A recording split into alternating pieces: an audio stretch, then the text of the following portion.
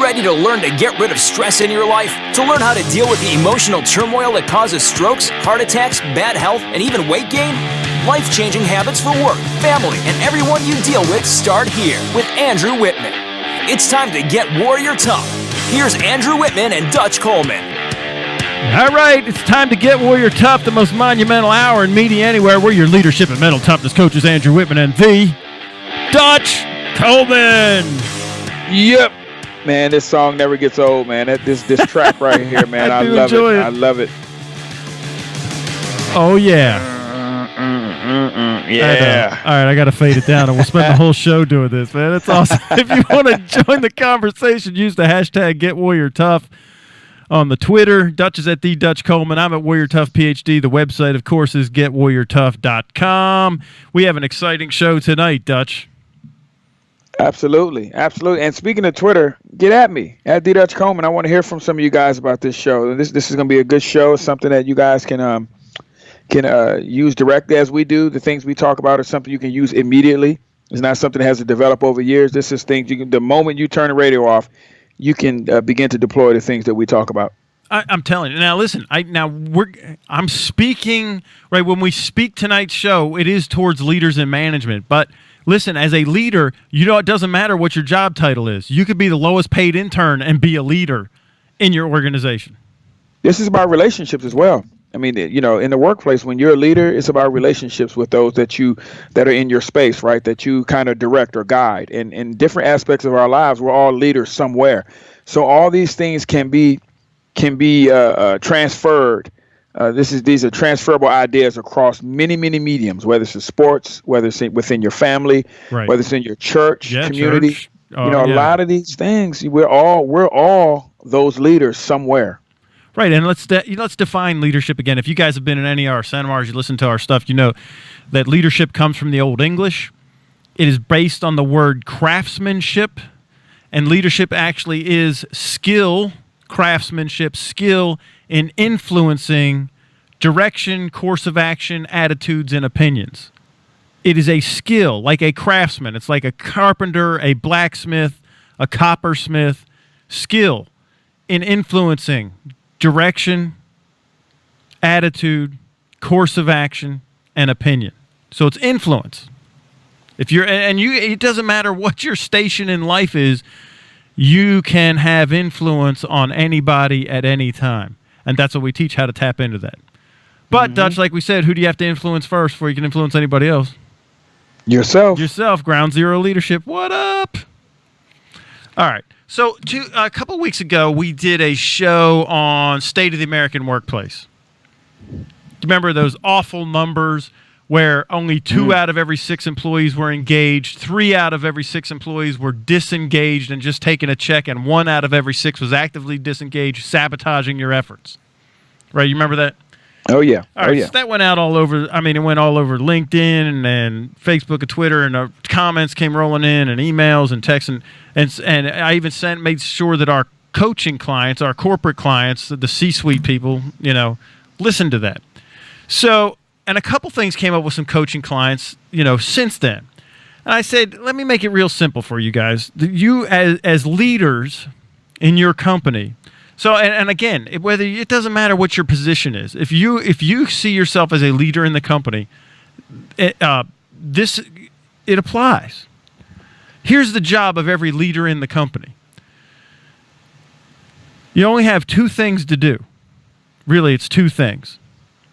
The one thing is you either get the disengaged employees off the payroll, you find a way to get them off, become unemployed, or you move the disengaged employees into the engaged column. At the same time that you're moving the employees into the engaged column who are disengaged, you take those engaged employees and you get them to put their foot on the gas. So really what we're doing is if we're moving everybody to be maximum engagement, or you get off the payroll. That's your 2 jobs as a leader. We get everybody engaged to their maximum level that we could get them, or we get rid of them. That's really the 2 jobs that you have to do as a leader, Dutch. Mm-hmm. And it's that simple. It really is. That is. Simple.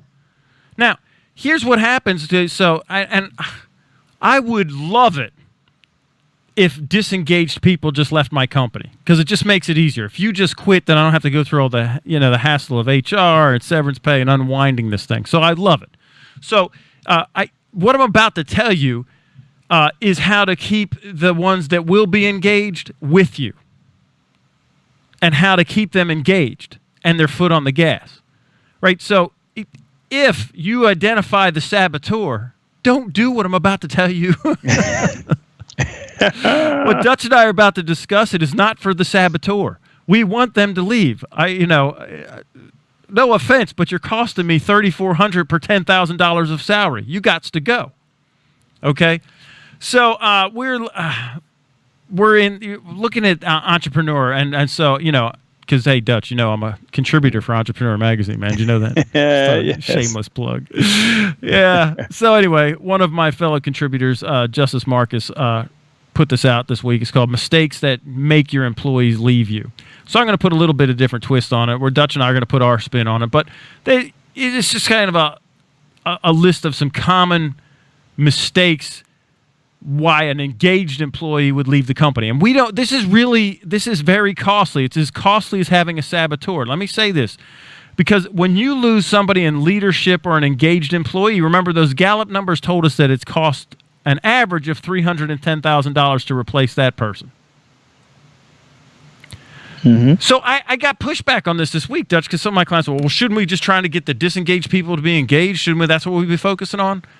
Yeah, and at the same time, you got to make sure that the engaged people stay engaged, and you can't forget them, and you don't take them for granted, because if they leave, it costs you, on average, $312,000 to replace that person. Mm-hmm. The mistakes that Justice is talking about, Dutch, are losing that person. Go ahead.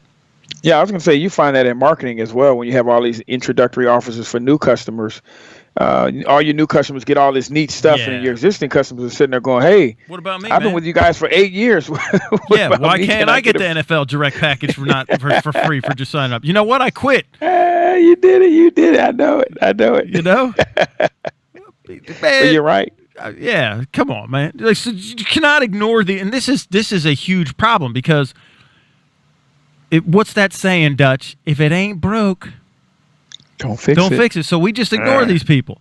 My grandfather, Dutch, had a saying. He said, the squeaky wheel always gets the grease. Oil, or the grease. Right, the oil. Right, he said grease. So, but it could be oil. But, so what happens is you have somebody who's engaged and they're producing. They're usually like, they're out of, you don't think anything of them if you're in leadership, because, hey, they're producing. If you make these mistakes, if you take them for granted, if you do some of this stuff that we're talking about here at tonight's show, it's going to cost you per person that walks out that door, per engaged employee, $312,000 on average. And I guarantee you their employees listening right now that feel that way, that they're unappreciated, that they watch these other people get rewarded, these introductory offers, and we've alerted to them even more. So you better. Well, and what's that?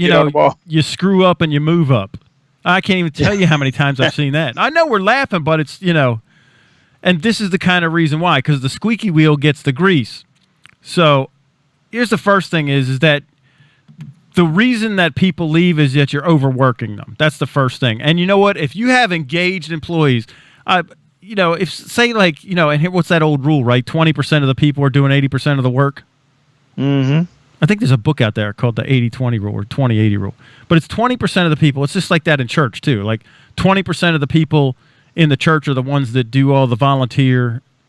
They work in the nursery. They pick up the trash afterwards. They said it's 20% of the people. Same thing at work. 20% of the people are doing 80% of the work. Listen, if you're overworking that 20%, they will eventually burn out, and they will leave. You can't just take them for granted.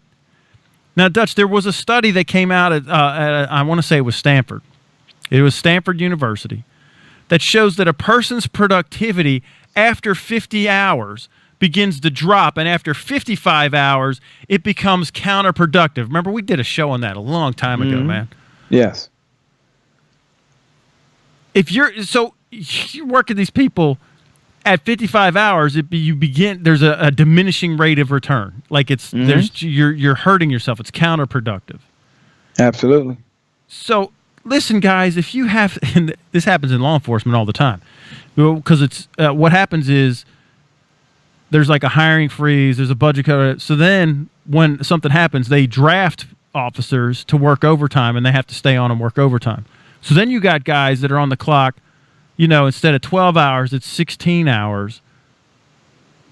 But dude, then they don't get days off. Then they're working their days off 16 hours.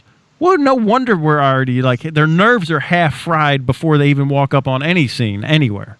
Mm-hmm. And you know, there are a lot of people listening right now. Again, as I stated earlier, they're shaking their head, they're nodding their heads, they're sitting there. Yeah, that's my company.